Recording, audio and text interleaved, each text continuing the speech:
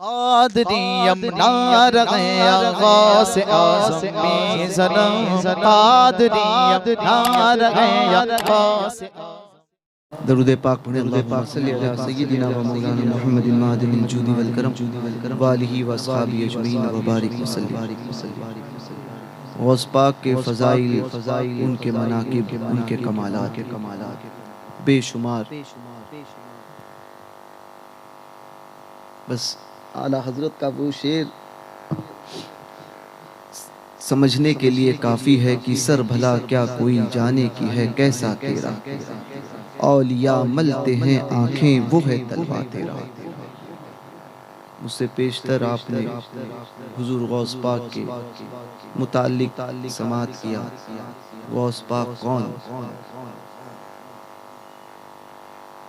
خود فرماتے ہیں کہ میں نے خواب میں اپنی والدہ سیدہ خاتون جنت فاطمۃ الزہرا کو دیکھا، اور سیدہ مجھ سے فرماتی ہے کہ اللہ تبارک و تعالی نے حسن و حسین کے بدلے مجھے دو انمول ہیرے عطا کیے، ایک عبد القادر تم ہو اور ایک تمہاری نسل سے علاء الدین علی احمد ثابت۔ بڑے پیر دستگیر کے مناقب، ان کے فضائل ہم کیا بیان کریں۔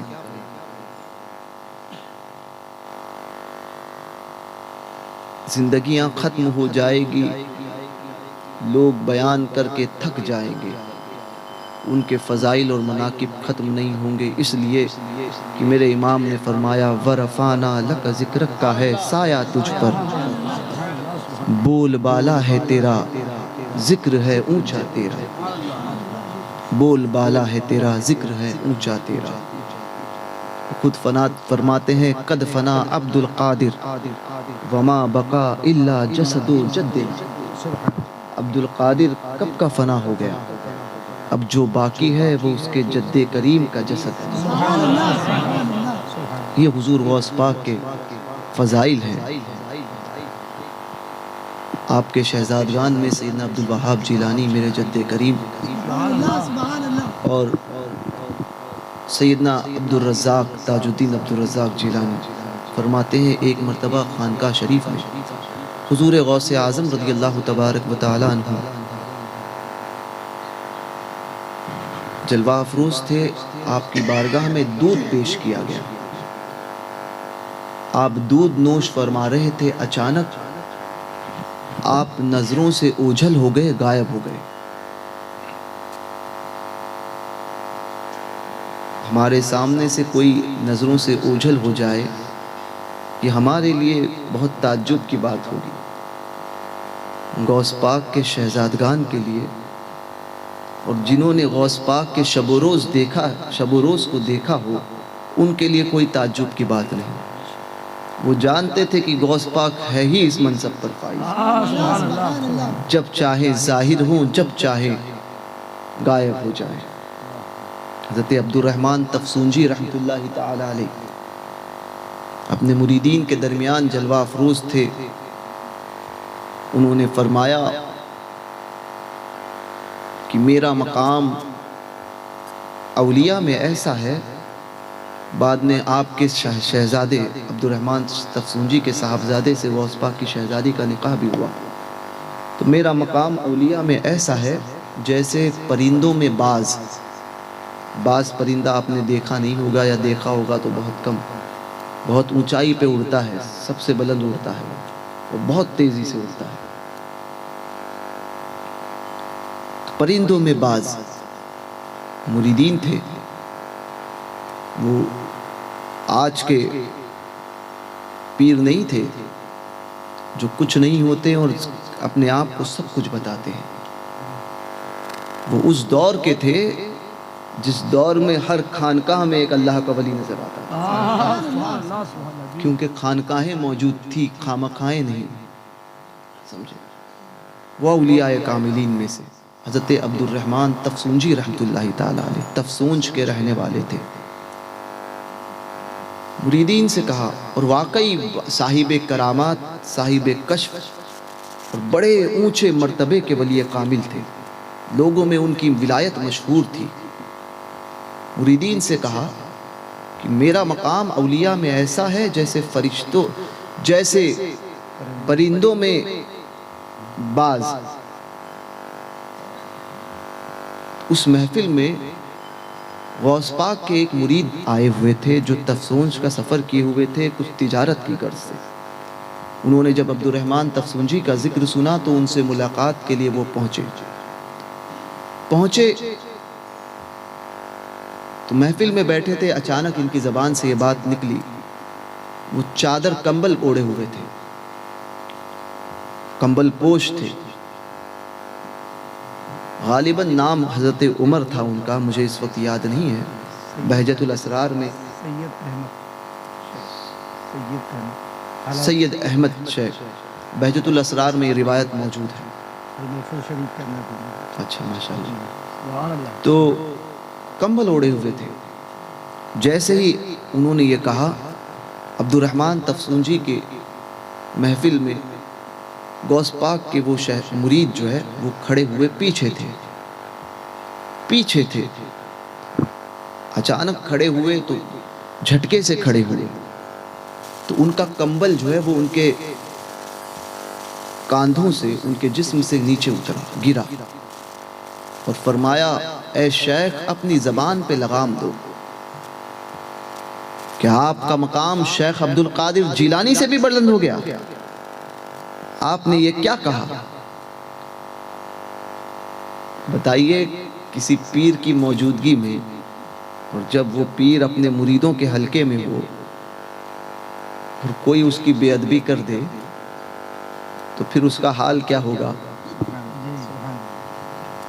تو مریدین کو یہ بات گوارا نہیں ہوئی، ان کی طرف لپکے کہنے ہی جا رہے تھے۔ عبد الرحمن تفسونجی نے کہا، بیٹھ جاؤ، میں اس شخص کے جسم کے ہر ایک حصے سے نور نکلتا ہوا دیکھتا ہوں۔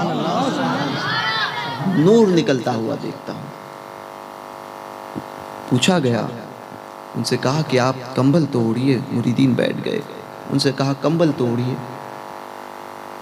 انہوں نے کہا کہ فقیر جس چیز کو ایک مرتبہ پھینک دیتا ہے سو پھینک دیتا ہے، پھر اس کو ہاتھ نہیں لگاتا۔ فقیر نے جو پھینک دیا وہ پھینک دیا، اب اسے ہاتھ نہیں لگائے گا۔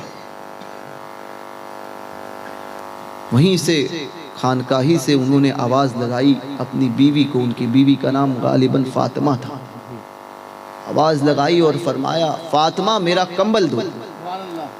اور یہ گھر جو ہے وہ یہاں سے سامنے کی جو بلڈنگ نظر آ رہی ہے وہ نہیں تھا، 200 میل کی دوری پر تھا، جو تقریباً 250 کلومیٹر سے زیادہ ہوگا، 57.5 مائل 92 کلومیٹر ہوتا ہے، ٹھیک ہے۔ اب 57 سے 4 50 ٹھیک ہے، اب یہ 42 کلومیٹر آپ ایکسٹرا کر لیجئے تو اس حساب سے تقریباً 300 یا 350 جائے گا، 350 کلومیٹر، یعنی 12 دن جانے اور 12 دن آنے، اتنی دوری پر تھا۔ وہیں سے آواز لگائی، باہر غوث اعظم کے مرید خود فرماتے ہیں، ہماری بارگاہ کا انڈا بھی جو ہوتا ہے نا وہ دوسروں کی مرغیوں پر بھاری ہے۔ بہجت الاسرار اٹھا کر دیکھ لیجئے گا، یہ روایت ملے گی، ہماری بارگاہ کا انڈا بھی دوسروں کی مرغیوں پر بھاری ہے۔ غوث پاک ہے جو تیرا طفل ہے کامل ہے یا غوث، یا غوث اعظم آپ کی بارگاہ کی طرف منسوب ہو گیا، وہ آپ کی بارگاہ سے پلنے والا بچہ ولایت بھی کامل ہوتا ہے۔ قدم رکھا ہے اس بچے نے ولایت کی منزل پر، سلوک کی راہ میں قدم رکھا تو بچہ ولایت بھی کامل ہے۔ تو حضرت انہوں نے وہیں سے آواز لگائی کہ فاطمہ میرا کمبل دو۔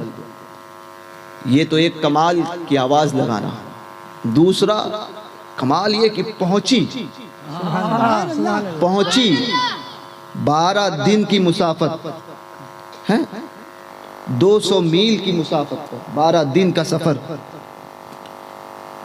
دوسرا کمال کہ غوث پاک کے مرید کے ساتھ جو لگ جاتا ہے وہ بھی با کمال ہوتا ہے۔ ان کی اہلیہ نے، مخدومہ فاطمہ نے اس آواز کو سنا اور یہ نہیں کہا کہ آپ کہاں ہو، کیسے دکھتے نہیں ہو، کیسے بھیجوں، سمجھے؟ وہ کمبل انہوں نے لیا گھر میں اور گھر کے باہر آنگن میں آئی اور آنگن میں آ کر کمبل ایسا دیا اور کہا لے لو۔ بتاؤ، غوث پاک کی بارگاہ کی طرف منسوب ہو گیا، غوث پاک کا مرید ہو گیا، تو عالم یہ ہے کہ آواز پہنچتی ہے، ہاتھ بظاہر ہوا میں ہے مگر وہ ہاتھ کہاں پہنچ رہا ہے؟ اس کے ہاتھ کی رفتار اور اس کے ہاتھ کی لمبائی کا اندازہ کوئی نہیں لگا سکتا۔ یہ غوث پاک کے مریدوں کا عالم ہوتا ہے۔ تو پھر غوث پاک تو غوث پاک ہے۔ وہ ہاتھ پھیلایا، وہیں سے انہوں نے خانقاہ میں پھر 12 دن کا سفر ہے نا، پھر کمبل کو لیا اور اوڑھا۔ یہ بھی انہوں نے دیکھا، عبد الرحمن تفسونجی اور ان کے مریدین نے۔ عبد الرحمن تفسونجی سمجھ گئے کہ یہ کوئی معمولی نہیں ہے، جس کے مرید کا عالم یہ ہے کہ اب مرید ہوا ہے تو اس کے شیخ کا عالم کیا ہوگا۔ عبد الرحمن تفسونجی نے انہیں کہا کہ آپ تھوڑا غصہ کم کیجئے، آپ آئے یہاں بیٹھے۔ بٹھایا اور ان سے کہا کہ شیخ عبد القادر جیلانی کہاں رہتے ہیں؟ کہا کہ شیخ عبد القادر جیلانی بغداد میں رہتے ہیں۔ کہا دراصل ایسی بات ہے کہ میں اولیاء کاملین کی محفلوں میں جاتا ہوں، سمجھے؟ جیسے یہ محفل ہے، ایک محفل وہ ہوتی ہے جو اللہ کے ولیوں کی ہوتی ہے، سمجھے؟ جس میں اولیاء کاملین موجود ہوتے ہیں۔ وہ محفل خاص ہوتی ہے، ہم اور آپ نہیں جانتے کہ وہ کہاں ہوتی ہے اور اس محفل میں اولیاء کاملین کون کون پہنچتا ہے اور کیسے پہنچتا ہے۔ تو عبد الرحمن تفسونجی فرمانے لگے کہ وہ محفل اولیاء کاملین کی خاص ہوتی ہے، جس میں عام کو، جو ولی غیر ولی کو اجازت نہیں ہوتی، اور اللہ تبارک و تعالیٰ نے مجھے وہ اذن دیا ہے، مجھے اجازت عطا کی ہے کہ میں اس محفل میں پہنچتا ہوں، سبحان اللہ، میں اس محفل میں جاتا ہوں کہ اس محفل میں دوسرا کوئی نہیں جاتا۔ عرض کی کہ میں نے کبھی اس اولیاء کاملین کی محفل میں، جس محفل میں میں جاتا ہوں، بہت سے اولیاء کاملین آتے ہیں، سب کو میں نام سے جانتا ہوں، مگر میں نے کبھی شیخ عبد القادر جیلانی نام کے کسی ولی کو اس محفل میں نہیں دیکھا، کسی ولی کو اس محفل میں نہیں دیکھا۔ تو وہ بھی غوث پاک کے مرید تھے نا، کہنے لگے مجھے کیا پتا، مگر میرے شیخ عبد القادر جیلانی جیسا کوئی دوسرا نہیں۔ کہا بات تو یہاں تک نہیں، بلکہ اللہ تبارک و تعالیٰ نے ہم ولیوں کے لیے ایک راستہ دیا ہے کہ جس راستے سے عوام نہیں، غیر ولی نہیں، بلکہ صرف اولیاء کاملین گزرتے ہیں۔ میں اس راستے سے گزرتا ہوں جس راستے سے اولیاء کاملین آیا جایا کرتے ہیں۔ میں نے کبھی اس راستے میں شیخ عبد القادر جیلانی نام کے کسی شخص کو نہیں دیکھا۔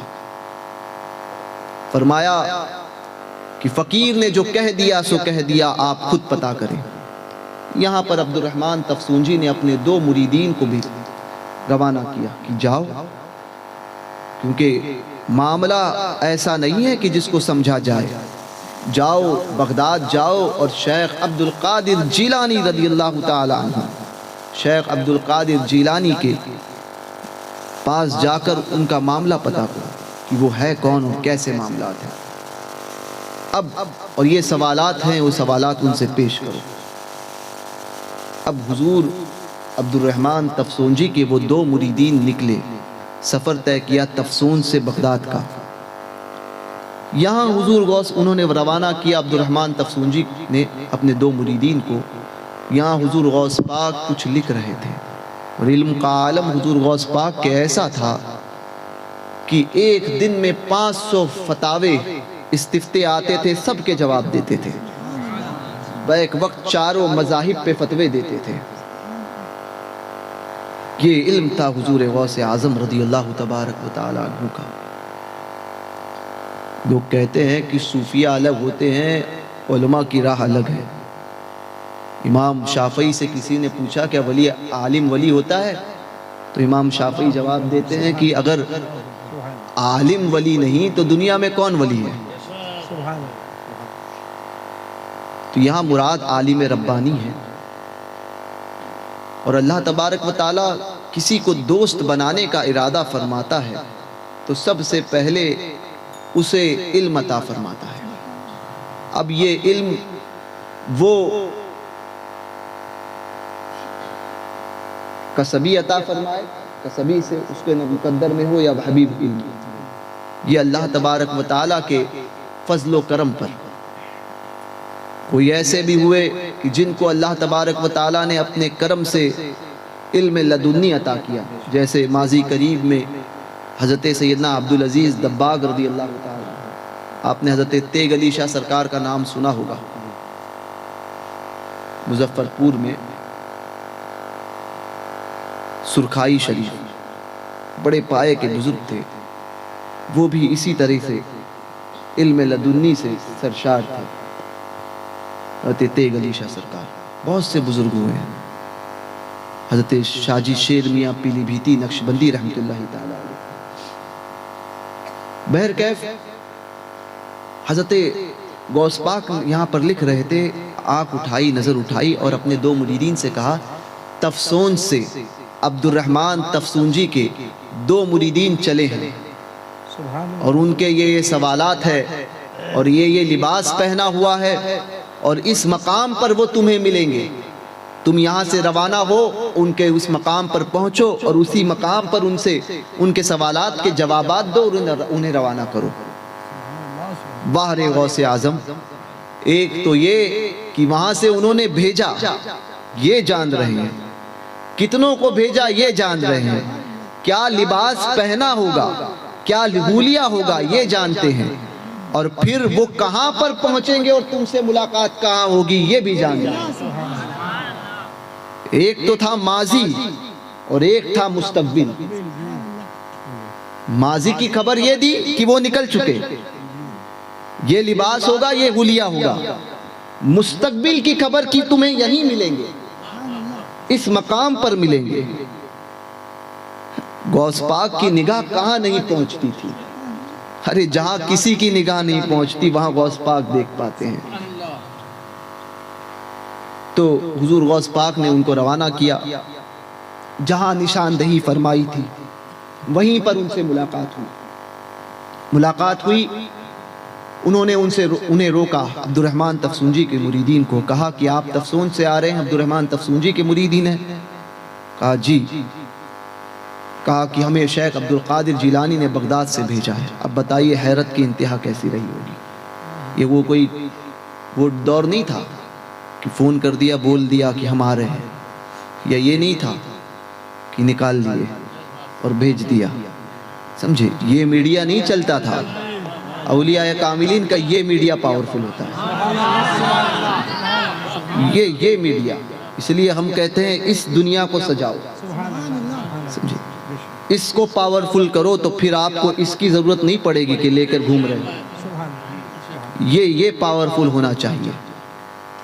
یہ دل, یہ مومن کا دل, یہ اگر پاورفل ہو گیا نا تو پھر اس کو دیکھنے کے لیے ان آنکھوں کی ضرورت نہیں پڑتی. پھر وہ آنکھ بند کرتا ہے جو چاہے دیکھتا ہے. اور غوث پاک کو تو بند کرنے کی بھی ضرورت نہیں پڑتی. کھلی آنکھوں سے وہ دیکھتے تھے جو کوئی بند کر کے بھی نہ دیکھ پائے. جس کی نظر لوح محفوظ پہ ٹکی ہو اس کی نظر کا عالم کیا ہوگا. خود فرماتے ہیں میرے سامنے تمہارے احوال ایسے ہیں جیسے کانچ کی بوتل میں رکھے ہوئے شراب، کانچ کی شیشی میں رکھی ہوئی شراب کہ جس کے آر بھی نظر آتا ہے اور پار بھی نظر آتا ہے۔ اگر میری زبان پر شریعت کی روک نہ ہو تو تمہارے گھروں میں تم کیا کھاتے ہو کیا پیتے ہو وہ بھی بتا دو۔ یہ غوث پاک کے علم کا اور نظر کا عالم ہے۔ وہاں پر ملاقات ہوئی غوث پاک کے دو مریدین کی، عبد الرحمن تفسونجی کے ان مریدین کے ساتھ، دو مریدوں کی۔ اب ملاقات ہوئی، اب ملاقات کے دوران انہوں نے اپنے معاملات کو پیش کیا، کہا کہ سنیے شیخ عبد الرحمن تفسونجی کے یہ سوالات تھے، ان سوالات کے یہ جوابات ہیں، جاؤ اور اپنے شیخ کو دے دو۔ وہاں سے ان کو روانہ کیا، مریدین غوث پاک کے وہ دونوں مرید یہاں سے روانہ ہوئے۔ جب وہ شیخ عبد الرحمن تفسونجی کی مرید خانقاہ میں پہنچے تو آپ نے پوچھا اتنے جلدی آ گئے؟ کہا حضور ایسا ایسا ماجرا پیش ہوا آیا۔ کہا اچھا، اور تعجب میں کہا کیا کہا؟ کہا کہ شیخ عبد القادر جیلانی نے یہ کہا ہے کہ آپ کا یہ سوال تھا کہ میں اولیاء کاملین کے محفلوں میں جاتا ہوں، جس راستے سے جاتا ہوں اس راستے سے جس محفل میں جاتا ہوں کبھی میں نے اس میں شیخ عبد القادر جیلانی نام کے کسی ولی کو نہیں دیکھا۔ تو فرمایا کہ سنیے، دیکھتے ہی کیسے عبد القادر جیلانی تم جس محفل میں، تم جس اولیاء کاملین کی محفل میں جاتے ہو، تم جس اللہ والوں کی محفل میں حاضر ہوتے ہو، وہاں دوسرا غیر ولی تو نہیں پہنچتا مگر دوسرا ولی تو پہنچتا ہے۔ وہ غیر ولی کے لیے ناممکن بات ہے، لیکن ولی کے لیے وہ ناممکن نہیں ہے، اس میں ہر دوسرا ولی ہوتا ہے، اس محفل میں ہوتا ہے۔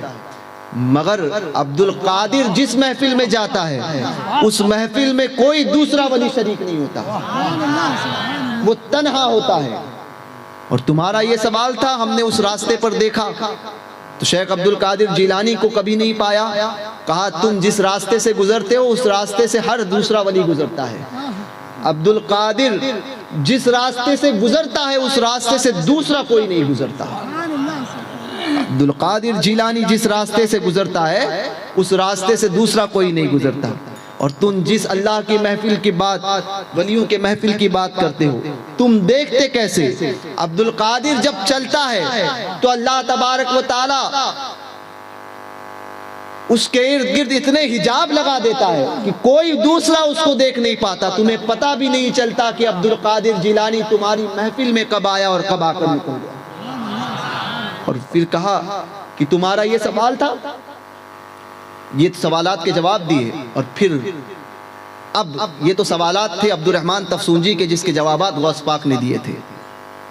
اب دیکھیے غوث پاک کی کرامت۔ فرماتے ہیں کہ عبد الرحمن تفسونجی سے کہہ دینا کہ کیا عبد القادر جیلانی کے احسان کو اتنے جلدی بھول گئے؟ کہا احسان؟ کہا بتاؤ، فلاں جگہ فلاں وقت میں فلاں پہاڑی پر اللہ تبارک و تعالیٰ نے تمہیں ولایت عطا کی تھی اور اس بات کا علم تمہارے علاوہ کسی اور کو ہے؟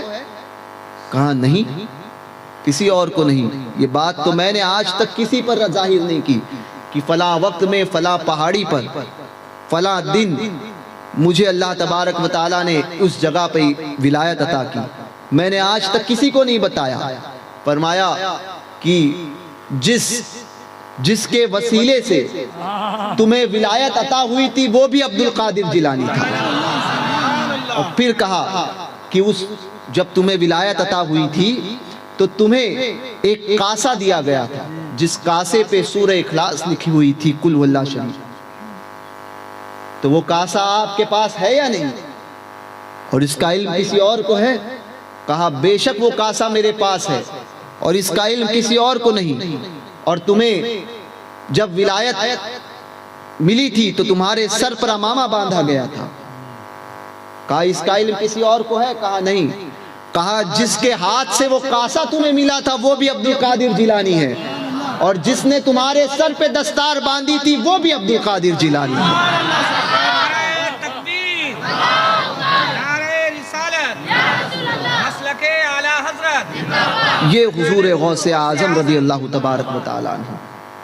تو سیدنا عبدالوہاب جیلانی اور سیدنا عبدالرزاق جیلانی فرماتے ہیں کہ دودھ پی رہے تھے غوث پاک، ادھر سے بات چلی تھی، دودھ پی رہے تھے، اچانک نظروں سے غائب ہو گئے، غائب ہوئے، تھوڑی دیر بعد پھر ظاہر ہوئے اور چہرے پر بڑی خوشی کے آثار تھے۔ ہم نے عرض کی حضور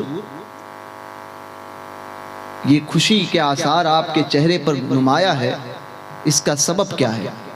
فرماتے ہیں کہ اللہ تبارک و تعالیٰ نے علم لدنی کے 70 دروازے مجھ پر کھول دیے، علم لدنی کے 70 دروازے مجھ پر کھول دیے، اور ہر ایک دروازے سے دوسرے دروازے کی مسافت، اس کا فاصلہ زمین و آسمان کے برابر ہے، زمین و آسمان کے برابر۔ پہلے دروازے سے دوسرا دروازہ، ایسے 70 دروازے، اب دروازہ زمین پر، دوسرا آسمان پر، اب اس بیچ جو ہے وہ سب علم لدنی کے معاملہ۔ بتائیے ایسے 70 دروازے غوث پاک پہ کھلے، اسی لیے میرے آقا اعلیٰ حضرت نے فرمایا واہ کیا مرتبہ اے غوث ہے بالا تیرا، اونچے اونچوں کے سروں سے ہے قدم اعلیٰ تیرا۔ یہ حضور غوث پاک کا مقام اور مرتبہ۔ اب آئیے حضور غوث پاک کی زندگی کو دیکھتے ہیں، تو زندگی کے احوال میں امام شرف الدین نووی رحمۃ اللہ تعالی علیہ، جس کو سب نے چاروں مذاہب کے نزدیک، علماء کے نزدیک، یعنی حنفی ہو، شافعی ہو، مالکی ہو یا حنبلی ہو، سب کے نزدیک شرف الدین نووی رحمۃ اللہ تعالی علیہ کا مقام وہ ہے کہ فروعی مسائل کو اگر چھوڑ دیا جائے تو سب کے نزدیک شرف الدین نووی محدثین کا صوفی ہے، اتنے زبردست محدث تھے۔ تو حضرت یحییٰ رحمۃ اللہ تعالی علیہ قلائد الجواہر میں شرف الدین نووی کے حوالے سے اس کو ذکر کرتے ہیں کہ غوث پاک کا عالم بد مذہبوں پر ایسا تھا کہ آپ بڑے سخت تھے، شدید الغضب، بڑے سخت تھے بد مذہبوں کے متعلق۔ تو یہ غوث پاک کا عقیدہ تھا، غوث پاک نے عقیدہ دیا کہ بد مذہب جو بھی ہے اس پر سختی کی جائے۔ غوث پاک کے لنگر کھاتے ہو تو سب سے پہلے یہ سیکھو کہ غوث پاک کی تعلیمات کیا ہے۔ غوث پاک فرماتے ہیں، اور پھر غوث پاک کے بہت زبردست عاشق گزرے، ان کا نام ہے حضرت علامہ عبدالوہاب شعرانی رحمۃ اللہ تعالی علیہ۔ اعلیٰ حضرت نے انہیں عالم ربانی کہا ہے۔ عبدالوہاب شعرانی یہ آج کے بزرگ نہیں ہیں، 9ویں صدی ہجری کے بزرگ ہیں یا 10ویں صدی ہجری کے بزرگ ہیں، حضرت علامہ عبدالوہاب شعرانی رحمۃ اللہ تعالی علیہ۔ ان کو بھی محدثین کا صوفی کہا جاتا ہے۔ غوث پاک کے بڑے زبردست عاشق تھے، اور یہ وہ ہیں کہ بخاری شریف کا درس انہیں براہ راست حضور علیہ السلام نے دیا ہے۔ کتابیں پڑھ ڈالو ان کی تو پتا چلے گا کہ علم کس چیز کا نام ہے۔ میزان الکبریٰ پڑھیے، الیواقت پڑھیے، اور انوار پڑھیے ان کی، پتا چلے گا علم کس چیز کا نام ہے۔ انوار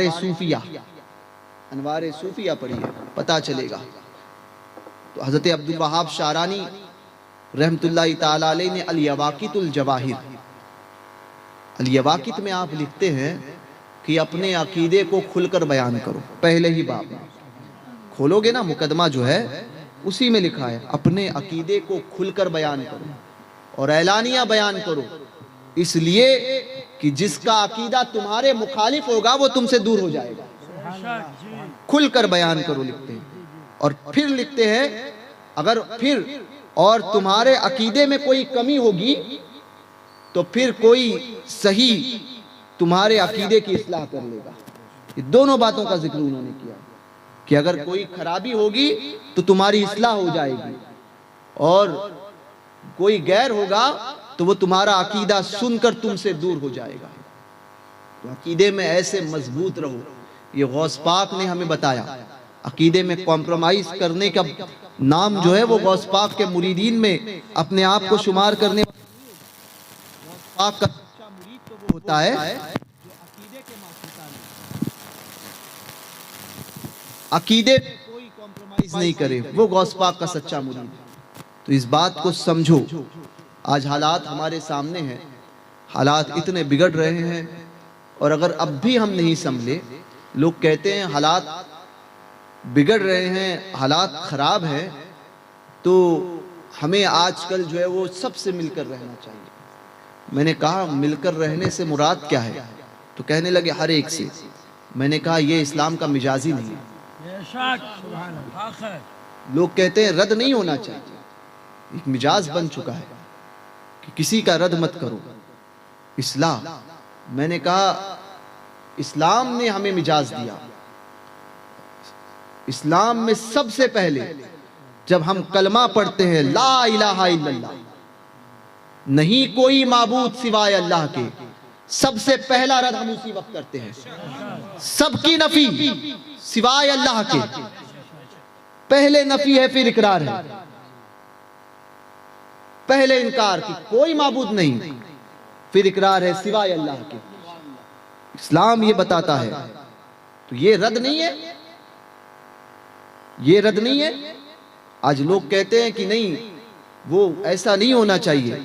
میں کہتا ہوں اپنے بڑوں سے تمہاری عقل ناقص, تم اتنے چھوٹے کہ ہمیں یہ نہیں پتا ہوتا ہے کہ ہمارے گھروں میں کیا چلتا ہے. ٹھیک ہے, تم آج اتنے بڑے ہو گئے کہ بزرگوں کے معاملات کو اعلیٰ حضرت کو نہیں سمجھتا تھا, سمجھ میں آتا تھا رد کس چیز کا نام ہے. تمہارا ذہن, تمہارا علم امام احمد رضا سے زیادہ ہو گیا. تم اتنے بڑھ گئے. مجدد الفسانی کو نہیں پتا تھا رد کس چیز کا نام ہے. اٹھا کر دیکھ لو ان کی مکتوباتیں, امام ربانی اٹھا کر دیکھ لو. تیسری جلد تو رافضیوں کے رد پہ بھری پڑی ہے, شیعوں کے رد میں بھری پڑی ہے. اٹھا کر دیکھ لو. جس نے پڑھائی نہیں, چائے کی چسکیاں لے کر چوراہے پر بولنا بہت آسان ہوتا ہے, کیونکہ علم تیرا محدود تھا اس لیے تو اپنے ہی علم کی بات کرے گا. علم پڑھتا نا, بزرگوں کی بارگاہ سے فیض حاصل کرتا تو پتا چلتا کہ رد.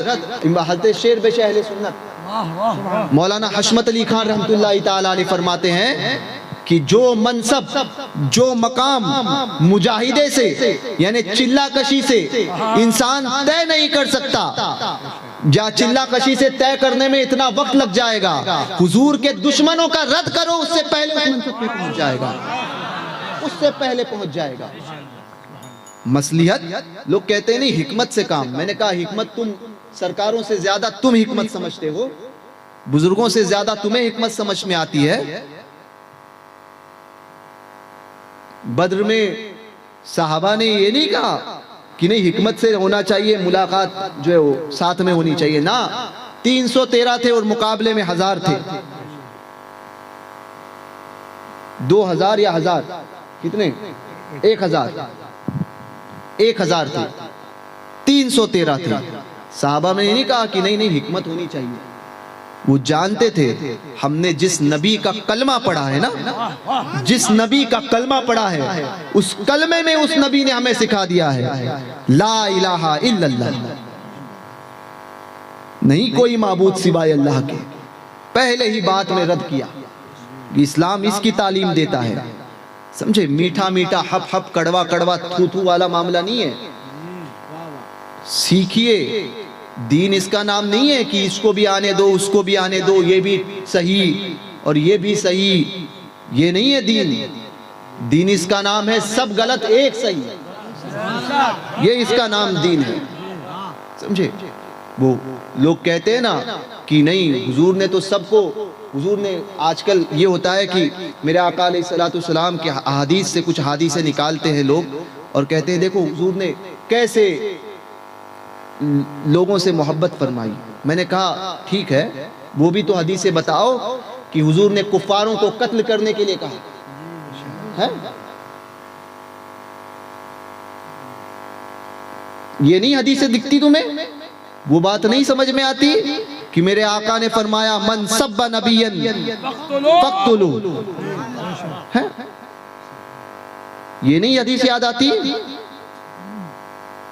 وہ یاد نہیں آتا کہ صحابہ نے حضور کے آگے تلواریں نکال دی کہ حضور پر کوئی آنچ نہ آئے، آگے کھڑے ہو گئے آ کر تلواریں نکال دی اور کہا کہ ہم سے مقابلہ کرو۔ وہ حدیثیں کہاں جائے گی؟ سرکار کے ارد گرد پروانوں کی طرح، اور ایسا کہ جان دینے کو تیار رہتے تھے کہ میرے آقا پر ایک آنچ نہ آئے۔ محمد عربی صلی اللہ علیہ وسلم تو بہت اونچی، بہت بلند و بالا شان ہے میرے آقا کی۔ ارے حضور کے ناخن پر کوئی آنچ آئے یہ صحابہ کو گوارا نہ تھا، حضور کے زلف پر کوئی آنچ آئے یہ صحابہ کو گوارا نہ تھا۔ لوگ کہتے ہیں کہ نہیں حالات ٹھیک نہیں، میں نے کہا یہ حالات کی دعائی دینے والوں اسلام کی فکر کرنا ہی چھوڑ دو۔ اسلام تب بھی سربلند تھا جب 313 تھا، تب بھی بلندی پا گیا تھا جب میرے آقا نے تنہا کھڑے ہو کر فاران کی چوٹی سے فرمایا تھا کہ میں اللہ کا نبی ہوں اور اللہ ایک ہے، تب بھی اسلام بلند تھا۔ تو اسلام کی فکر کرنا چھوڑ دو، انسان ہم اپنی فکر کریں۔ حالات کی دہائیاں دینے والوں یہ بات سمجھیں کہ حضور علیہ السلام کی محبت کا معاملہ آئے نا تو پھر یہ نہیں دیکھا جاتا کہ سامنے کون ہے، سامنے کتنے ہیں۔ عشق اپنے فیصلے کرنے میں خود دلیر ہوتا ہے، خود جا کر لڑتا ہے۔ یہ نہیں کہ فلاں سے فلاں آئے گا، فلاں کہے گا، فلاں جگہ سے حکم آئے گا تو ہم لڑیں گے، نہ۔ جب محبت رسول کی بات ہونا تو آگے پیچھے نہیں دیکھا جاتا، وہ آگ میں کود جاتے ہیں۔ جب حضور کی محبت اور عظمت کی بات ہو تو سیکھو، اپنی اولاد کو سکھاؤ۔ یہ نہیں کہ اولاد کو بزدل بناؤ کہ نہیں بیٹا تو جائے گا اور میں جاؤں گا، اگر میں چلے جاتا ہوں تو میری اولاد کا کیا؟ بیٹا تو جائے گا تو ہمارا گھر کیسے چلے گا؟ میں نے کہا اگر اللہ تجھے اولاد نہیں دیتا تو تیرا گھر نہیں چلتا؟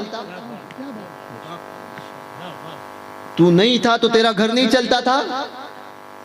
تیرے بچے چھوٹے تھے تو تیرا گھر نہیں چلتا تھا؟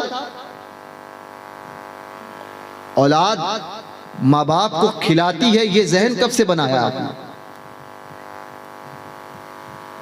ذریعہ اللہ نے اولاد کو بنایا، سمجھے؟ اللہ چاہے نا تو تمہیں بغیر اولاد کے کھلانے پر قدرت رکھتا ہے۔ یہ ذہن سے نکالو کہ یہ کھلائے گا، وہ کھلائے گا، ہمارے بڑھاپے کا سہارا۔ سلام ہو اس مرد مجاہد کے باپ پر، غازی ممتاز قادری کے۔ اس نے یہ نہیں دیکھا تھا کہ میرا بیٹا گیا ہے، میرا سہارا کون ہوگا، اب کیا کریں گے، مجھے کیسا چلایا جائے گا۔ میں کہتا ہوں وہ فخر کرتا ہوگا اور لوگ رشک کرتے ہوں گے اس کے باپ کو دیکھ کر کہ واہ کیسا بیٹا پایا جس نے ناموس رسالت کے لیے اپنی جان دے دی۔ جرأت و بہادری ممتاز قادری، جرأت و بہادری، جرأت و بہادری۔ سوچئے یہ زندگی، آپ سوچتے ہیں کہ ہم لوگ کہتے ہیں اتحاد ہونا چاہیے، میں نے کہا اتحاد ہوگا، اتحاد صرف سنی کا ممکن ہے۔ سنی اور غیر سنی کا اتحاد جس کی اجازت ہمیں دین دیتا ہی نہیں، ہم کیسے اتحاد کر سکتے ہیں؟ شریعت نے جس کی اجازت نہیں دی اس کا اتحاد کرنے والے تم کون ہوتے ہو؟ تم کون ہوتے ہو؟ غیروں کا، مشرکین کا اور ہمارا اتحاد کیسے ہو سکتا ہے؟ ممکن ہی نہیں۔ اتحاد کی بات کرنے والے، اتحاد ہوگا اسی صورت میں جس کی اجازت ہمیں اللہ اس کے رسول کا دین دیتا ہے، شریعت دیتی ہے، اس کے علاوہ اتحاد ممکن نہیں۔ اتحاد صرف سنی کا ہوگا، سنی اور غیر سنی کا اتحاد ممکن ہی نہیں ہے کیونکہ اس کی اجازت شریعت نہیں دیتی۔ تو اس بات کو سمجھیں، اپنے آپ کو سمجھیں کہ آپ کون ہیں۔ آپ سے دین تقاضا کرتا ہے، اور میں نے کل بھی کہا تھا، آج بھی کہتا ہوں کہ یہ اسلام یہ ایسا عظیم مذہب ہے نا کہ یاد رکھنا یہ کسی کا احسان باقی نہیں رکھتا. جو ایک مرتبہ اس کی تعریف کرے گا نا اسلام کی، وہ اسلام اتنا عظیم مذہب ہے، تم ایک مرتبہ اسلام کی تعریف کر دو، ہزاروں میں تمہارا چرچا کر دے گا، اسی وقت چکا دیتا ہے، ہزاروں میں تمہارا چرچا کرے گا. یہ اسلام کی عظمت ہے، یہ اس کی حقانیت ہے کہ تم نے یہاں اس کا چرچا کیا، اس کی تعریف کی، وہ ہزاروں میں تمہارا چرچا کر دے گا. تو یہ کسی کا ادھار باقی نہیں رکھتا. زندگی جیتے ہو، جانور بھی ہونے کو پیدا ہوتے ہیں، لیکن جانور اور ہمارے اندر ایک فرق ہے کہ ہم نے سوچ رکھی ہے اور ہم نے محمد عربی صلی اللہ علیہ وسلم کا کلمہ پڑھا ہے. ہم اس دین میں پیدا ہوئے اور اس امت میں پیدا ہوئے کہ جس امت میں پیدا ہونے کی خواہش انبیاء نے کی ہے. سبحان اللہ، سبحان بغیر مانگے ہمیں اللہ تبارک و تعالیٰ نے یہ کرم فرمایا ہے ہم پر. اس امت میں پیدا ہوا. میں کہتا ہوں نا کہ ایک انسان کو ہمیں نا صبح قیامت تک کی اگر زندگی مل جائے، یا اتنی زندگی مل جائے کہ ہم حضور کے نام پر جان دے دیں، سر کٹائیں، پھر زندہ کیا جائے، پھر اس دنیا میں آئے، پھر سر کٹائیں، لاکھ مرتبہ کیا، کروڑ مرتبہ کیا، کروڑوں مرتبہ کیا، اگر حضور کے نام پر ہمیں زندگی ملتی رہے اور ہم حضور کے نام پر اپنے آپ کو مٹاتے رہے، سر کٹاتے رہے، تو یاد رکھنا میرے آقا نے جو احسان ہم پر فرمایا ہے نا، اس احسان میں اگر کوئی کہے کہ اس حضور کا یہ، اگر سرکار کا ہر احسان اعلیٰ ہے، لیکن ان احسان میں اگر کوئی کہے کہ یہ سب سے چھوٹا احسان ہے، تو اس احسان کا بھی ہم حق ادا نہیں کر پائیں گے، ہم حق ادا نہیں کر پائیں گے. حضور کے احسان کا حق ادا کر ہی نہیں پا سکتے. جس نبی کا کلمہ ہم نے پڑھا ہے نا، ہم زندگی بھر اللہ کا شکر ادا کرتے رہے، تب بھی اس نبی کے احسان کا حق ادا نہیں کر سکتے، ہو ہی نہیں سکتا. تو پھر یہ سوچنا کہ حالات ٹھیک نہیں، حالات ٹھیک نہیں، حالات کی دہائی دے کر بزدل بنانا، ارے مسلمان تو شیر ہوتا ہے، جیو نا شیر کی زندگی. ٹیپو سلطان کہتے تھے گیدھڑ کی 100 سالہ زندگی سے بہتر ہے شیر کی ایک دن کی زندگی.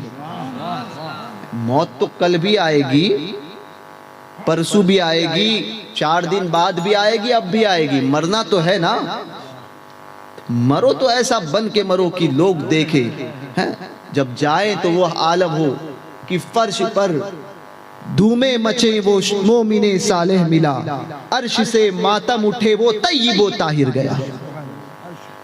عرش پر دھومے مچے وہ مومن صالح ملا، فرش سے ماتم اٹھے وہ طیب و طاہر گیا.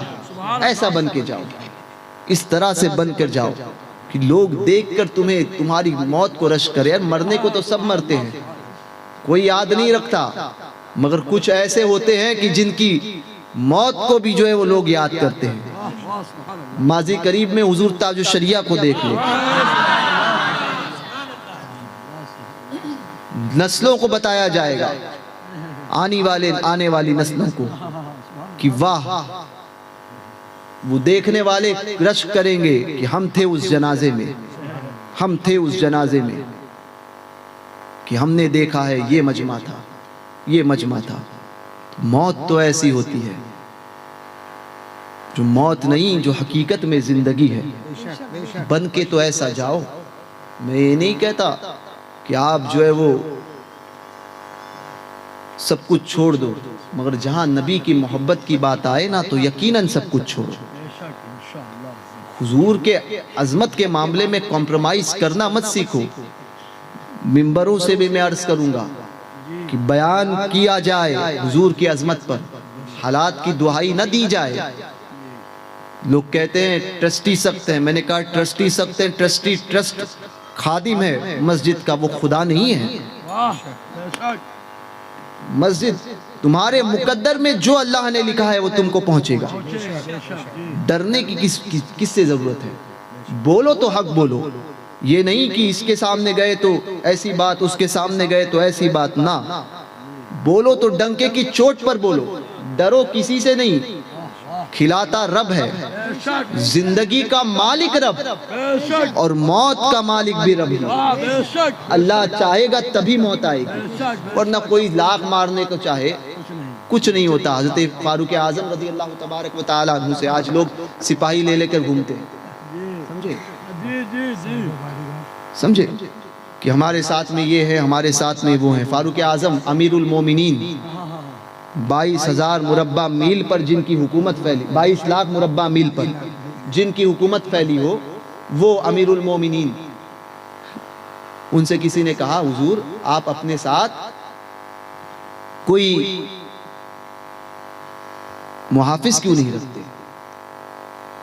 قربان ہے، دراصل یہ ہوتا ہے نا کہ صحابی تھے، بابڑے نہیں تھے نا، یہ تو ان کا ہے دین، جن کا وہ کوئی فرضی نبی ہوگا، کوئی دیوبندیوں کا اور وہابیوں کا فرضی نبی ہوگا جو مر کر مٹی میں مل گیا ہوگا۔ ہمارا نبی تو آج بھی زندہ ہے، اور نبی کی بارگاہ میں پرورش پائی تھی، اور 10 سال یا 12 سال لگا کر حضور سے براہ راست سورہ بقرہ سیکھی تھی فاروق اعظم نے۔ سبحان اللہ سبحان اللہ جی، فاروق اعظم نے سبحان اللہ۔ تو جانتے تھے نا کہ حضور کی صحبت عمر کو عمر نہیں رکھا بلکہ فاروق اعظم بنا دیا ہے حضور کی صحبت میں۔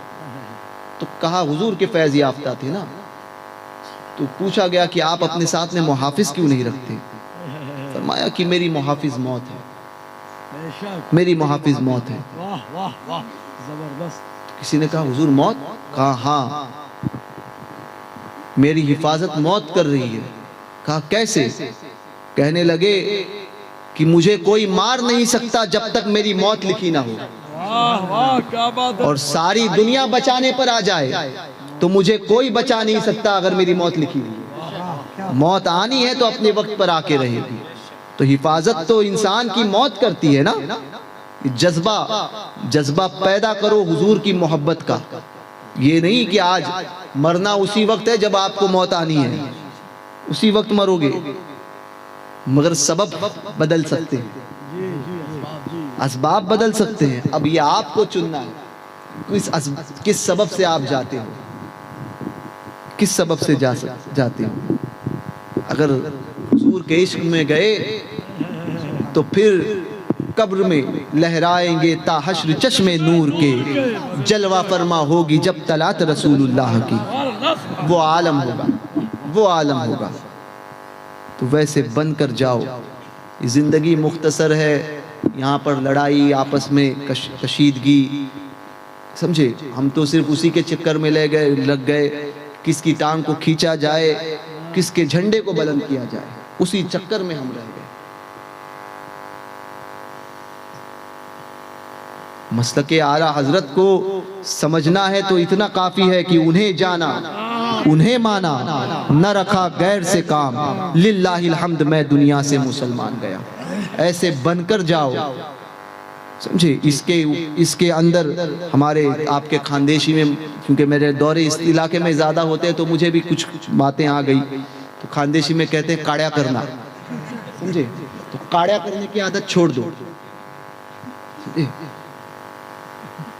کاڑیا کرنے کی عادت چھوڑ دو، یہ ایسا ہے وہ ایسا نہ، اور دوگلی پالیسی بھی چھوڑ دو، جی کہ یہ اس کے ساتھ میں گئے تو اس کی بات، اس کے ساتھ میں گئے تو اس کی بات نہ۔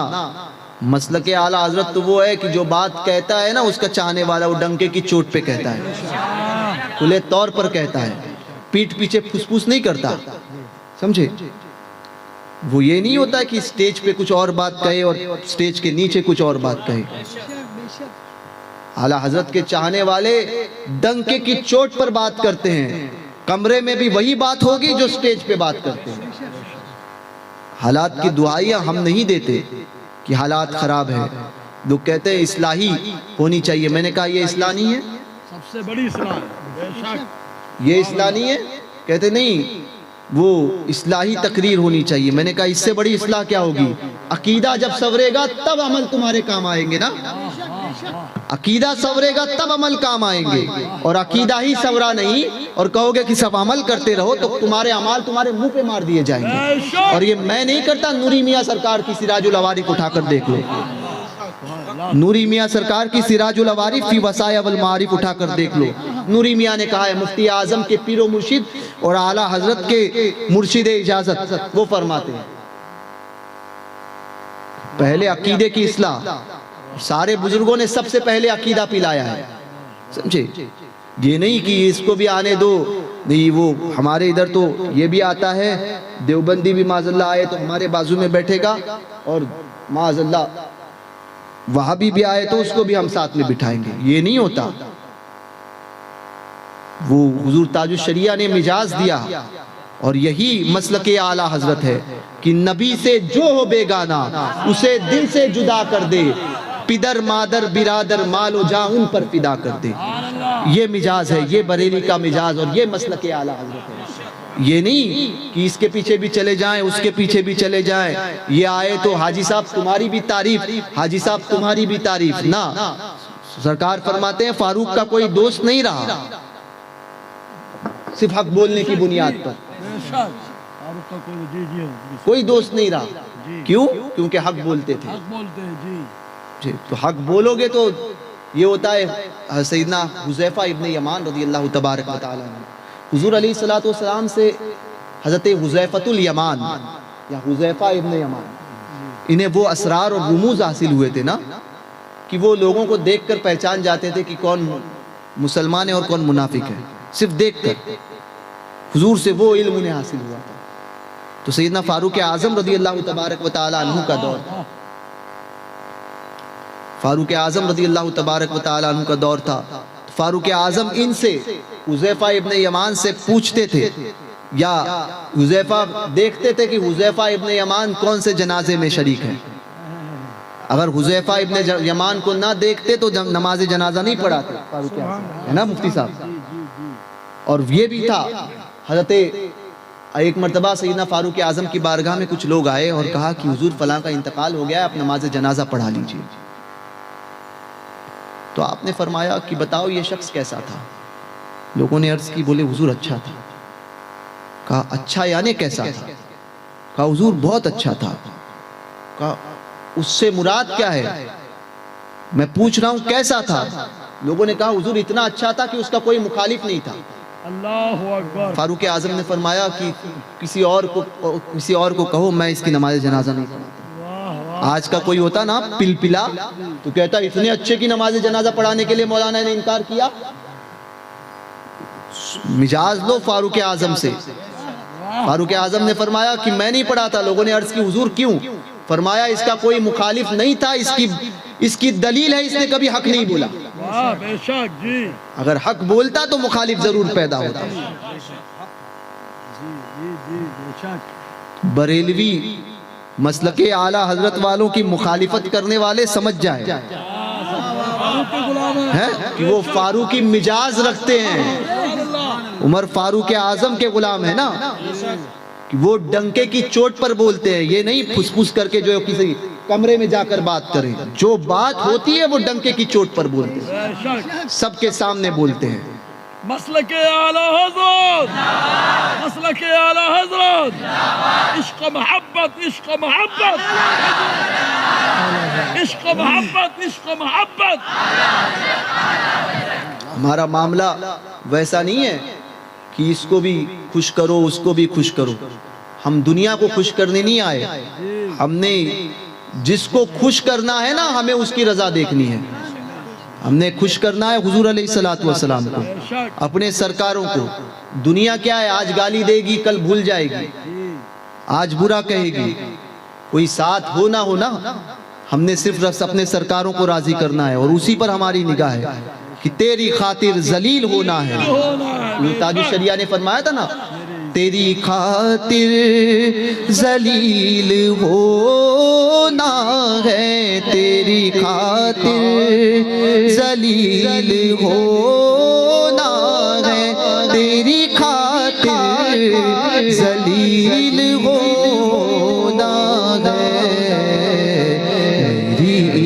عزت میرے وقار سلام، میری عزت میرے وقار سلام، پھر مدینے میں کب بلاؤ گے، پھر مدینے میں کب بلاؤ گے، پھر مدینے میں کب بلاؤ گے، تم سے کہتا ہے انتظار سلام، تم سے کہتا ہے انتظار سلام۔ جواب دینا ہے، ہم نے راضی کرنا ہے حضور کو۔ دنیا کیا ہے، آج کسی کو خراب بولے گی پھر اسی کے ساتھ چلی جائے گی۔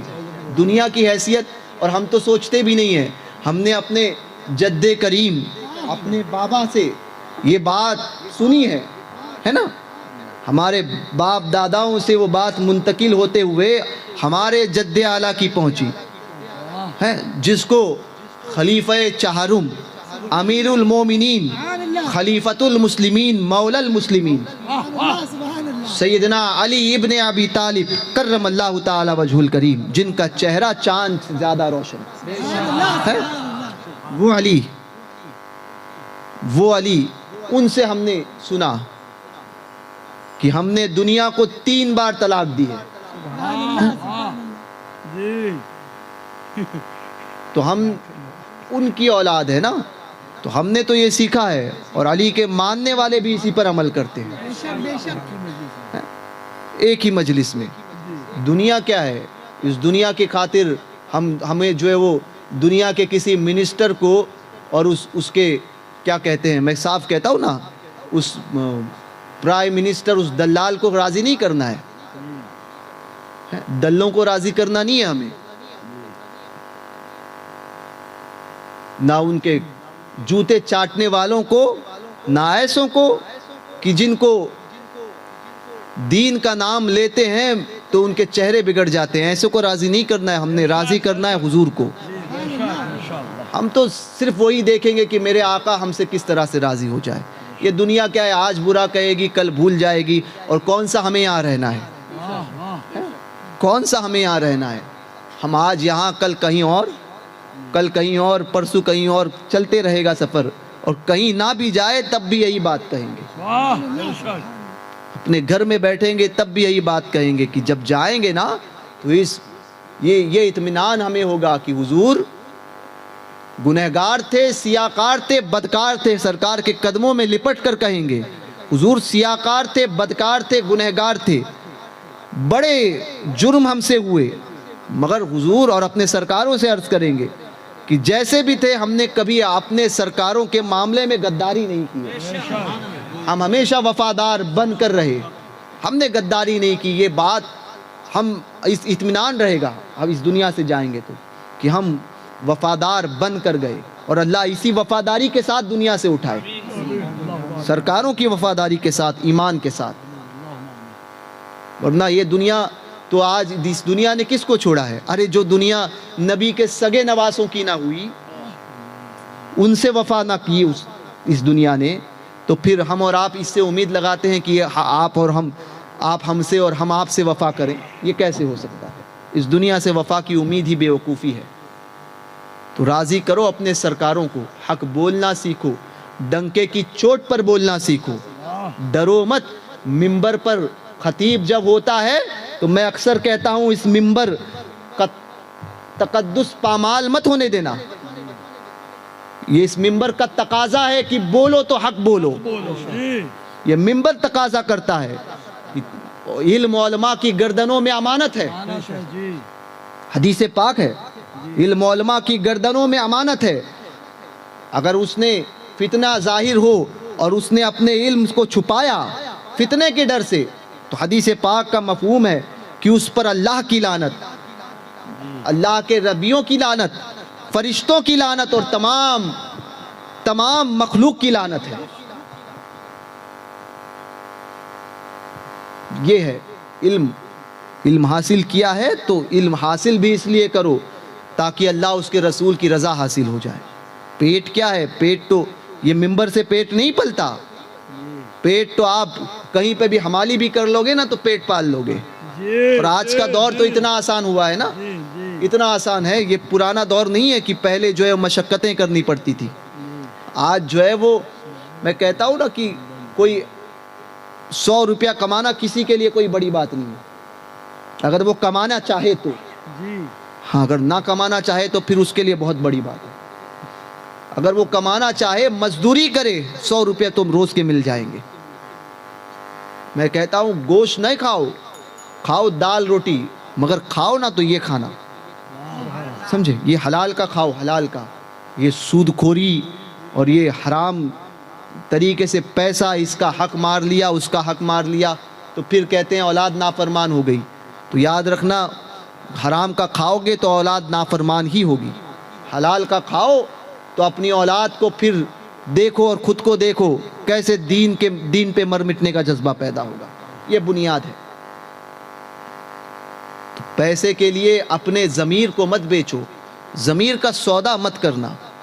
یہ دل کا سودا ہے نا, یہ ضمیر کا سودا. کبھی اپنے آپ کا بھی معائنہ کر لینا, کبھی اپنے آپ کو اس معاملے میں سوچ لینا, کیا یار میں یہ چیز کرتا ہوں, میں سب کو کہتا ہوں کہ یہ بھی ٹھیک ہے, یہ بھی ٹھیک ہے, کیا میں در حقیقت صحیح ہوں؟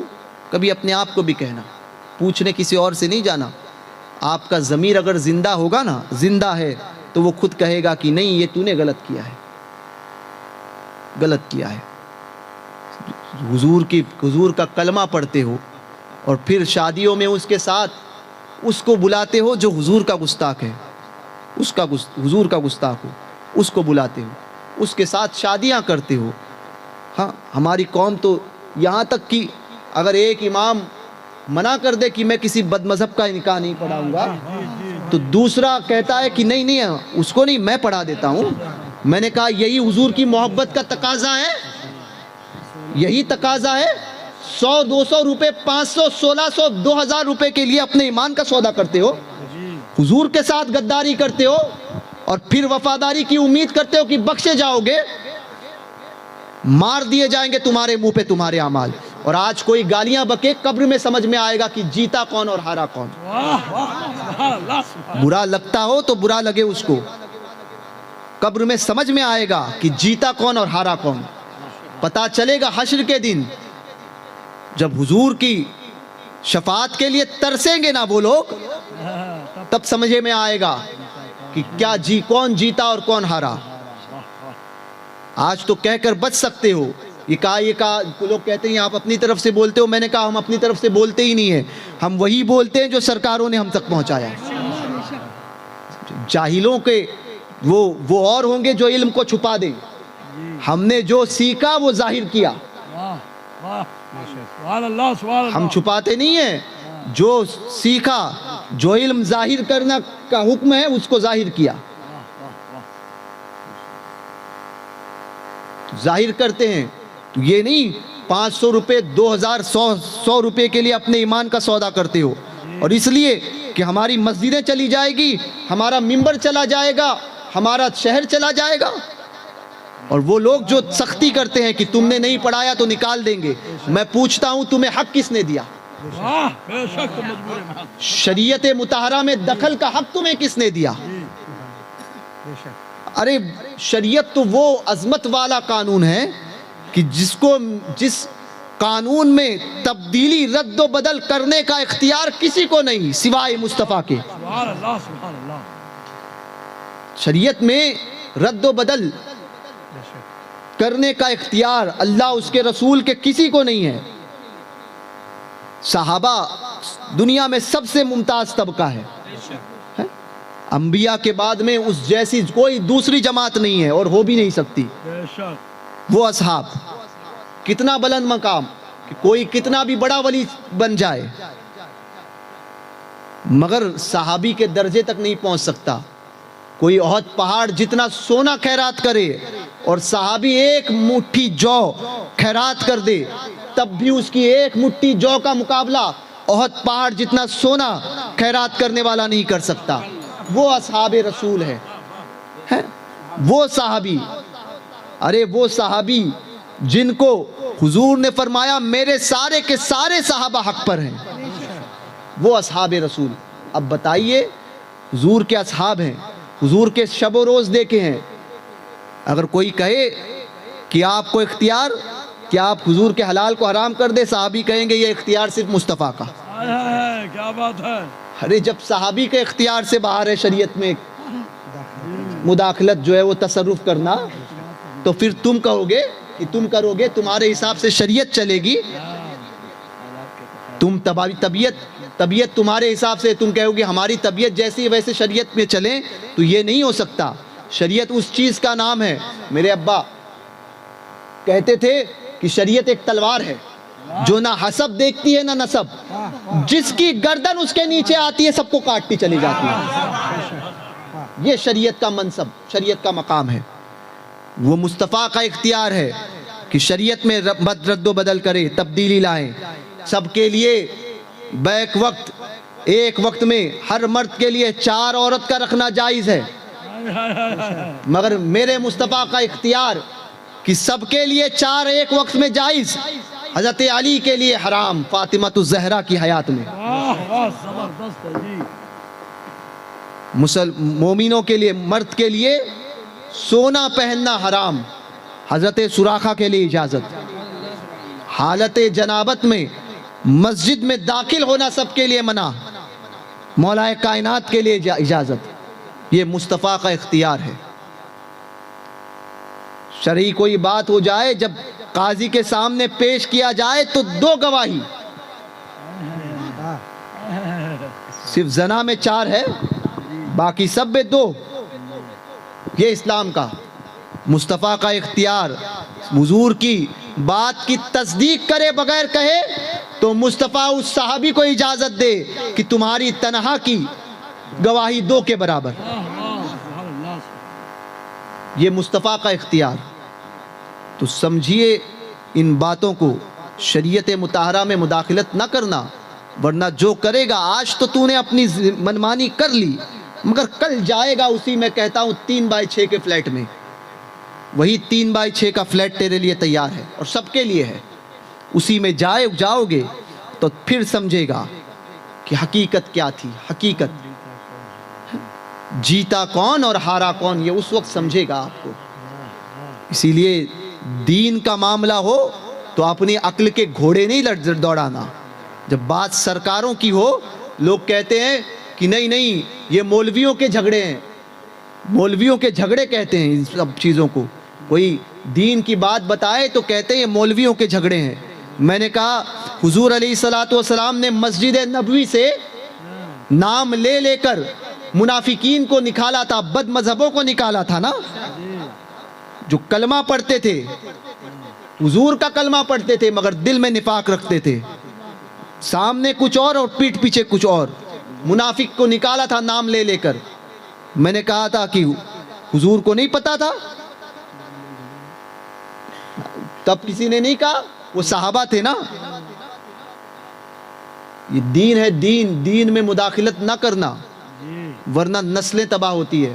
حضرت حافظ ملت کے متعلق میں نے ایک قول سنا کہ حافظ ملت فرماتے تھے کہ کوئی اگر تم کسی ایک سچے عالم دین کا، وہ عالم دین جو اپنے دین کے اعتبار سے بڑا مضبوط ہو، مسلک کے اعتبار سے، سمجھے، یہاں عالم سے مراد ہی وہی ہے، ورنہ جو علم حاصل کرے اور پھر پلپلا بن جائے تو پھر وہ عالم کیسے ہو سکتا ہے؟ عالم تو بن گیا، عالم دین نہیں بن سکتا ہے، جو سب کو لے کر چلے۔ نہیں، سچا عالم دین، وہ دیکھنا ہے تو ماضی قریب میں حضور تاج الشریعہ کو دیکھ لے، وہ عالم ربانی۔ تو کسی نے کسی عالم دین کی توہین کی،